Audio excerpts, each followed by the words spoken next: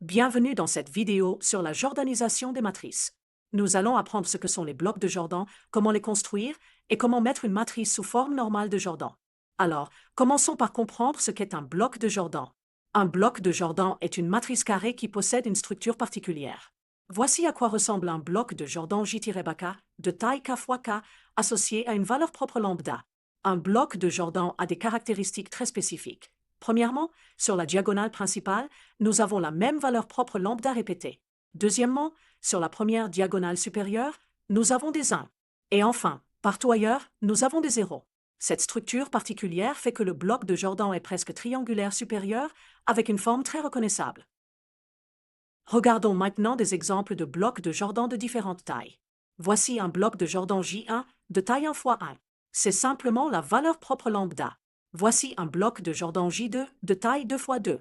Il a lambda sur la diagonale et 1 sur la superdiagonale. Et voici un bloc de Jordan J3 de taille 3 fois 3.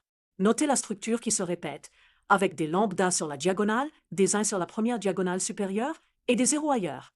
Maintenant que nous comprenons ce qu'est un bloc de Jordan, parlons de la forme normale de Jordan d'une matrice. La forme normale de Jordan d'une matrice carrée A est une matrice diagonale par bloc constituée de blocs de Jordan.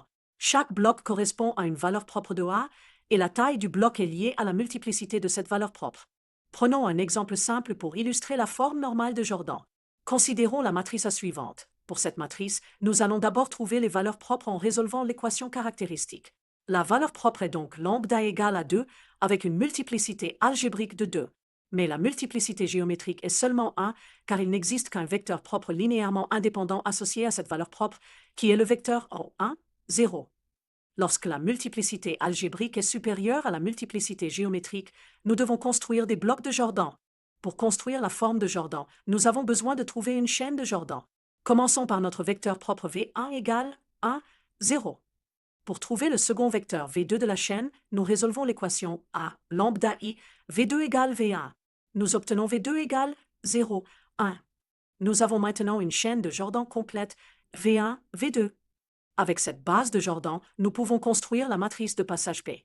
Et finalement, la forme normale de Jordan J est donnée par J égale P moins 1 à P. Nous voyons que notre matrice A se transforme en un bloc de Jordan de taille 2 fois 2 avec la valeur propre lambda égale 2. Considérons maintenant un exemple plus complexe avec plusieurs valeurs propres.